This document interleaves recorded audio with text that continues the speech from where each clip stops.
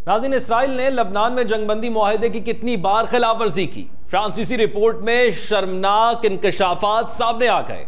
Kuwait में GCC इजलास, Netanyahu के वारंट गिरफ्तारी का खैर मकदम किया गया। गजा में जंगबंदी की कोशिशें तेज, इसराइली वफ्द जल्द अमेरिका का दौरा करेगा।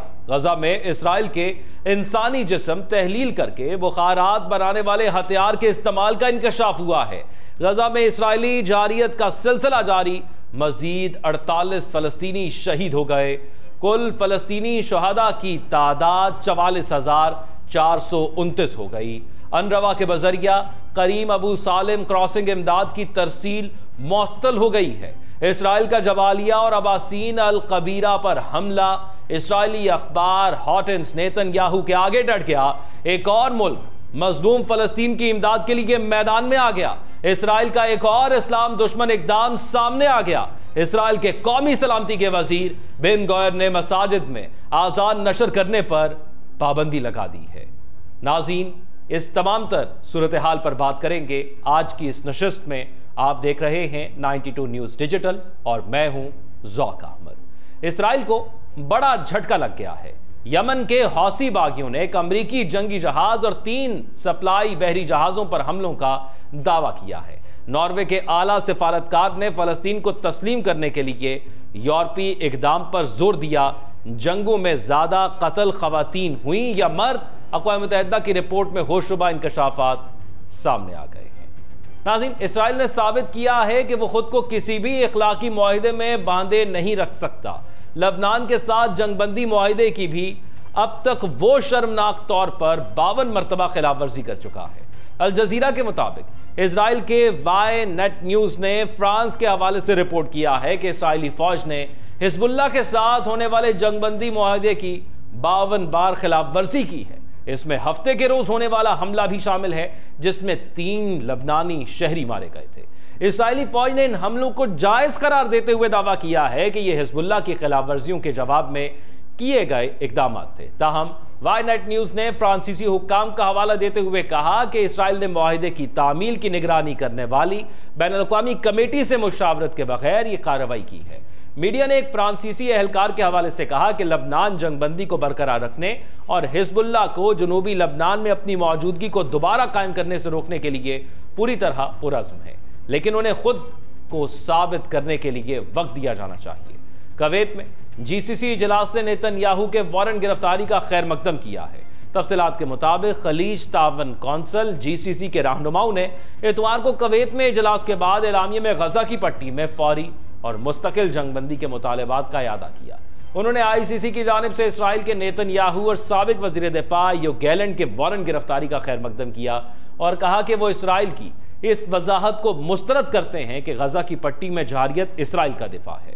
जीसीसी रहनुमाओं ने इसराइली काबिज अफवाज की तरफ से नस्ल कुशी और गजा की पट्टी में किए जाने वाले अफसोसनाक और हौलनाक जराइम की भी सख्त तरीन अल्फाज में मजम्मत की, जिनमें शहरियों का कत्ल, तशद्दुद, मावरा अदालत सजाए मौत, जबरी गुमशुदगी, जबरी बेघरी और लूटमार शामिल है।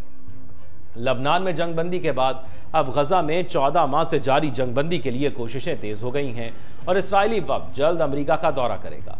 टाइम्स ऑफ इसराइल के मुताबिक गजा में जंगबंदी के मामले पर पेशरफ के लिए इसराइली वफ्द जल्द अमेरिका का दौरा करेगा, जहां वो मौजूदा सदर बाइडन और नवमुंतखब सदर ट्रंप से मुलाकात करके जंगबंदी के मौजू पर तबादला ख्याल करेगा।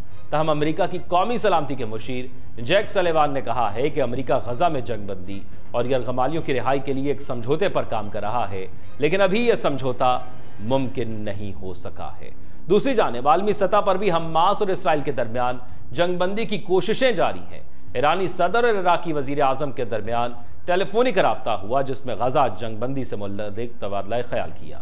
दोनों रहनुमाओं ने गजा जंगबंदी और शाम में कशीदगी रोकने पर जोर दिया। इसके अलावा सऊदी नायब वजीर खारजा और ईरानी सफीर की मुलाकात हुई, जिसमें दोनों ममालिक के दरमियान खित्ते की सिक्योरिटी और मशरक़ वुस्ता में अमन की बहाली पर गुफ्तगू हुई। सऊदी वजारत खारजा के मुताबिक वजीर खारजा शहजादा सलमान बिन फरहान मिस्र में होने वाले इजलास में शिरकत करेंगे। अखबार के मुताबिक नेतन्याहू की हुकूमत के सामने यह अखबार सामने आ गया है। आपको इससे कबल बताया था कि इस अखबार की जानिब से जो आर्टिकल्स लिखे गए थे उसमें नेतन्याहू के पोल खोले गए थे। हार्टीज अखबार अब नेतन्याहू के सामने अपने मौक़िफ़ पर डट गया है। नेतन्याहू के जरिए खामोश नहीं किया जा सकता।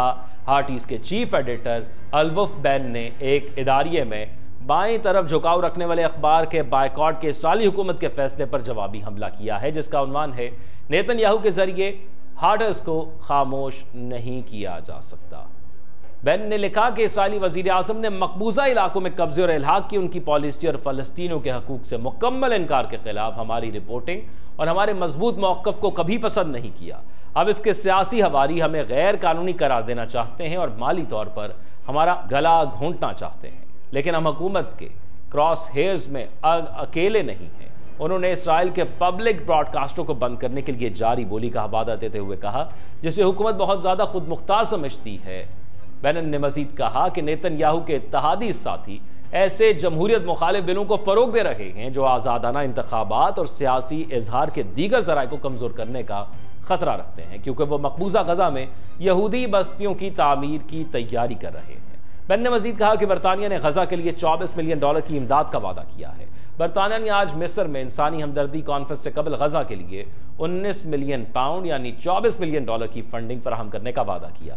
बरतानिया की बैनुल-अक़वामी तरक्की की वजीर एलिसन ने, जो कॉन्फ्रेंस में शिरकत के लिए तैयार हैं, उन्होंने गज़ा की सूरत हाल को तबाहकुन करार दिया और इसराइल पर जोर दिया कि वो गज़ा तक बिला रोक टोक इमदाद की रसाई को यकीनी बनाए।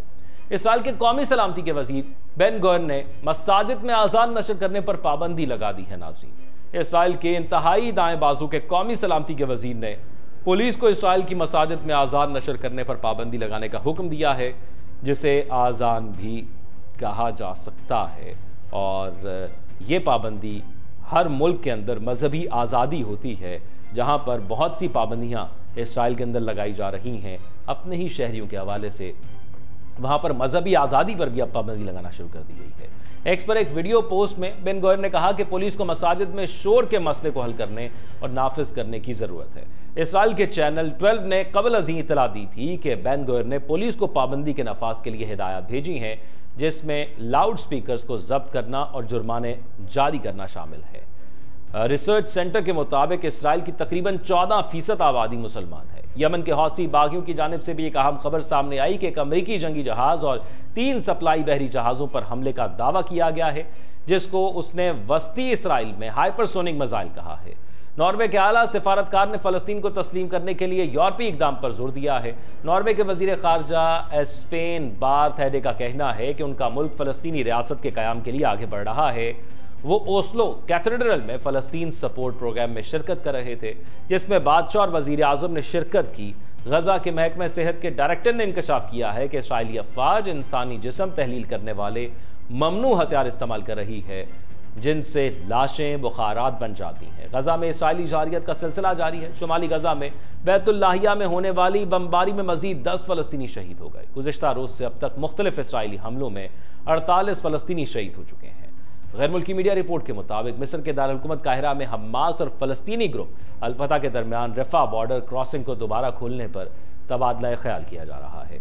मीडिया की रिपोर्ट्स के मुताबिक हमास और अल-फतह में होने वाले मुज़ाकरात के दौरान इसराइल ने गज़ा के मुख्तलिफ इलाकों शुमाल में जबालिया और जनूब में अबासीन अल कबीरा पर हमला किया है। अरब मीडिया की रिपोर्ट के मुताबिक इतवार को इसराइली फोर्सेस के हमलों में 34 फ़लस्तीनी शहीद हुए, जबकि मगरबी किनारे में इसराइली फोर्सेस के छापे के दौरान फ़लस्तीनी शहीद हुए और इन शहदा की तादाद 4 है। उधर अक़वाम मुत्तहिदा के इदारे अनरवा ने ख़राब हालात के बायस करीम अबू सालिम क्रॉसिंग के जरिए इमदाद की तरसील मुअत्तल कर दी। मीडिया की रिपोर्ट्स के मुताबिक इमदादी ट्रकों पर हमला करने वाले गिरोहों को इसराइल की हिमायत हासिल है। गज़ा में 7 अक्टूबर 2023 से जारी इसराइली बर्बरियत के नतीजे में तकरीबन 44,429 फ़लस्तीनी अब तक शहीद हो चुके हैं और 1,05,250 अफराद ज़ख्मी हो चुके हैं। जंगों में ज़्यादा कत्ल ख़वातीन हुई या मर्द, ये एक सवाल है जिसका जवाब हम आपको बहुत दिनों से यहाँ पर वीलॉग्स में भी देख रहे हैं, और ये वो सवाल है जिसका जवाब जानकर आपको ये इल्म हो जाता है कि इस जंग का मकसद क्या है। अक़वाम मुत्तहिदा के सेक्रेटरी जनरल की ख़वातीन अमन और सलामती के मौजू पर सालाना रिपोर्ट में 2023 में जंगों के दौरान होने वाले ख़वातीन के जानी नुकसान के बारे में चौंका देने वाले इंकशाफात सामने आए हैं। रिपोर्ट में बताया गया कि इस साल जंगों में हलाक होने वाले शहरियों में खवातीन का तनासुब 40% रहा, जबकि जंगों के दौरान जिनसी तशद्दुद के अक़वाम मुत्तहिदा से तस्दीकशुदा वाक़यात में भी 50% इजाफा हुआ। इस हवाले से अक़वाम मुत्तहिदा के इदारे UN वुमेन का कहना है कि हलाकतों और तशद्दुद के वाक़यात में इजाफा खवातीन और बच्चों के तहफ़्फ़ुज़ के लिए बनाए गए बैनुल-अक़वामी कानून की खुली पामाली की वजह से हुआ है। नाज़रीन, रिपोर्ट में यह भी बताया गया है कि 2023 में जंगों के दौरान हलाक होने वाली खवातीन और बच्चों का तनासुब बिलतरतीब 2 गुना और 3 गुना बढ़ गया है। रिपोर्ट के मुताबिक 2023 में होने वाली हलाकतों में से 70% हलाकतें मकबूजा फ़लस्तीन में हुई। जंगज़दा इलाकों में खवातीन तिब्बी सहूलतों की कमी की वजह से भी बुरी तरह मुतासर हो रही हैं। रिपोर्ट के मुताबिक जंग से मुतासर ममालिक में हर रोज़ तकरीबन 500 खवातीन और लड़कियों की मौत हमल और ज़चकी से मुतल्लिक पेचीदगियों की वजह से होती है। 2023 में जंगज़दा गज़ा में हर रोज़ 180 खवातीन ने तिब्बी सहूलतों की अदम मौजूदगी में बच्चों को जन्म दिया। UN वुमेन की एग्जीक्यूटिव डायरेक्टर सीमा बाउस ने कहा है कि खवातीन मर्दों की जंगों की कीमत अदा कर रही हैं। ये रिपोर्ट ऐसे मौके पर सामने आई है जब अक़वाम मुत्तहिदा की सलामती कौंसिल की जानिब से खवातीन अमन और सलामती से मुतल्लिक मंजूर की गई एक तारीखी करारदाद 1325 को 25 साल मुकम्मल होने वाले हैं। इस रिपोर्ट में अमन और सलामती में खवातीन के किरदार को आगे बढ़ाने के लिए 8 सिफारिशात शामिल की गई हैं, जिनमें खवातीन को सालसी और अमन के अमल में शामिल करने के लिए इक़दाम करना भी शामिल है। रिपोर्ट में यह भी कहा गया है कि सिर्फ जुर्रतमंदाना सियासी अमल और फंडिंग से ही अमन और सलामती में खवातीन की मसावी और बामायनी शमूलियत मुमकिन है, जो दुनिया में देरपा अमन के हसूल के लिए बहुत ज़रूरी है। नाज़रीन, ये आज की अपडेट्स के हवाले से तफसीलात थी। आपकी क्या राय है इस तमाम सूरत हाल के हवाले से? कमेंट सेक्शन में ज़रूर आगाह कीजिएगा। अपना ख्याल रखिएगा। अल्लाह हाफ़िज़।